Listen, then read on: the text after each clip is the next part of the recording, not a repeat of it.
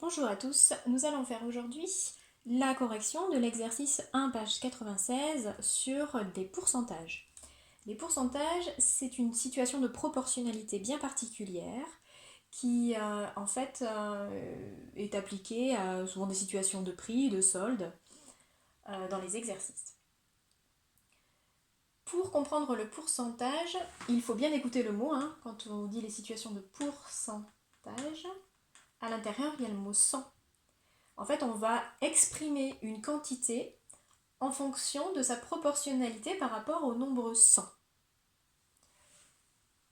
C'est très souvent le cas donc dans les problèmes de solde. Les soldes sont souvent exprimés en pourcentage parce que tous les articles ne coûtent pas 100 €, mais en fait le montant de la réduction sera proportionnel en fonction du prix de départ de chacun des articles.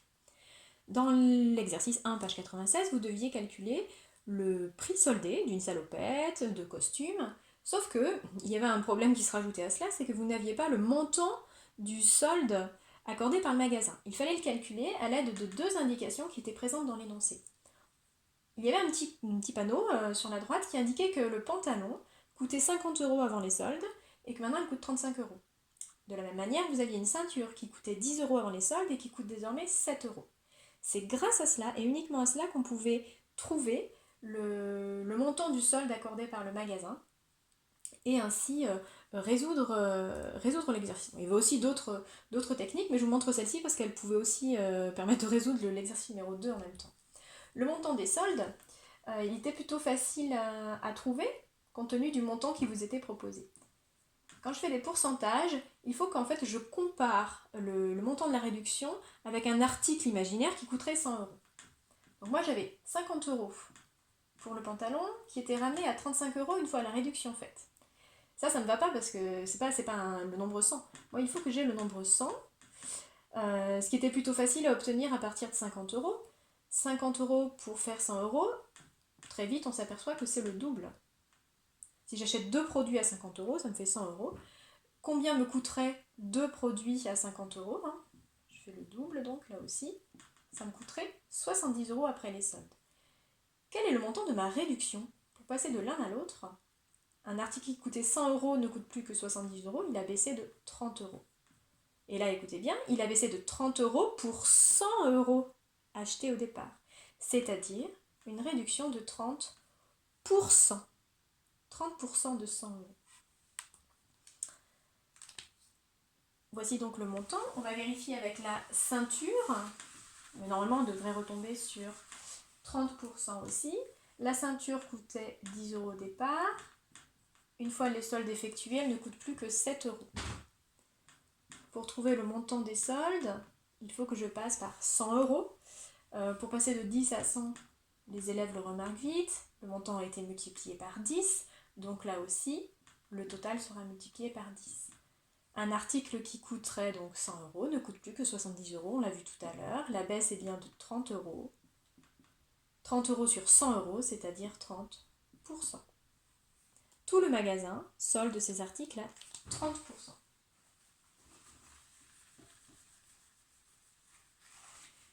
30% de réduction, ça veut dire que si j'ai un article qui coûte 100 €, il va diminuer de 30 €. Si j'ai un article qui coûte 50 €, il va diminuer, on l'a vu tout à l'heure, ou on ne l'avait pas calculé, mais peu importe, là on voit bien que c'est la moitié, 50 c'est la moitié de 100, il va baisser de 15 €. Si j'ai un article qui coûte 10 €, on l'avait aussi dans l'énoncé, 30% de 10 €, on l'a vu aussi tout à l'heure, et puis là on peut le recalculer, c'est une baisse de 3 €.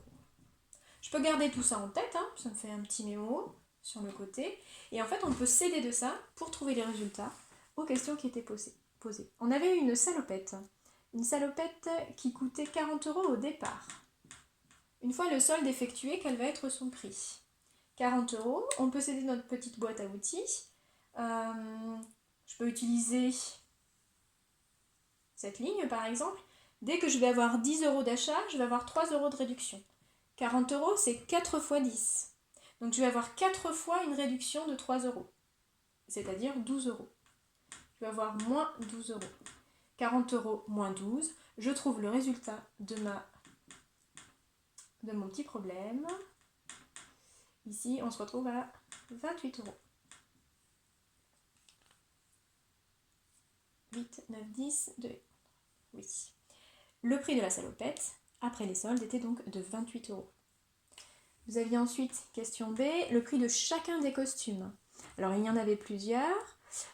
Certains étaient très faciles, hein, notamment par exemple le costume gris. Il coûtait 100 € au départ. Donc forcément, lui, il va avoir une baisse de 30 € puisque c'est 30%, ça tombe bien, le prix est déjà de 100 €. 100 moins 30, c'est 70 €. Le costume gris va coûter 70 €. Celui-ci, c'était le plus simple. En revanche, il y avait ensuite le costume bleu, un petit peu plus compliqué, qui lui coûtait 120 €. Alors là, pour calculer la réduction, on pouvait décomposer ce nombre et faire en plusieurs étapes. 120 €, c'est 100 € plus 20 €. Pour 100 €, je vais avoir 30 € de réduction. Pour 20 €, combien est-ce que je vais avoir de réduction? Je peux m'aider aussi de mon petit aide-mémoire. J'avais 3 € de réduction par tranche de 10 €. Si j'ai 20 €, c'est-à-dire 2 fois 10 €, je vais avoir 2 fois 3 € de réduction, c'est-à-dire 6 € de réduction.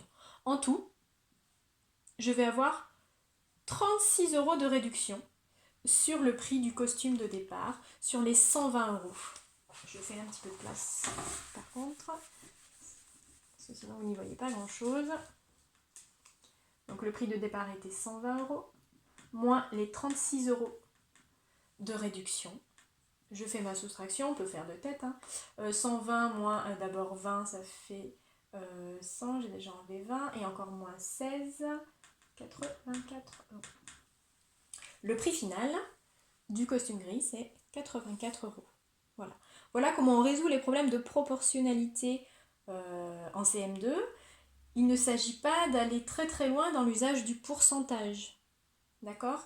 Ici, le pourcentage, il est simplement utilisé en situation de proportionnalité. Donc à chaque fois que vous avez un montant, que ce soit un prix, et là c'était un problème de prix, il faut essayer d'imaginer que l'article coûte 100 €. Voilà, et par situation de proportionnalité, vous allez résoudre tous vos problèmes. Voilà, j'espère que cela vous aura été utile. Et puis, s'il y a d'autres soucis, je sais que ça c'était un petit peu compliqué, pour d'autres fois, dans d'autres problèmes de proportionnalité, n'hésitez pas, je vous ferai aussi une vidéo. Au revoir!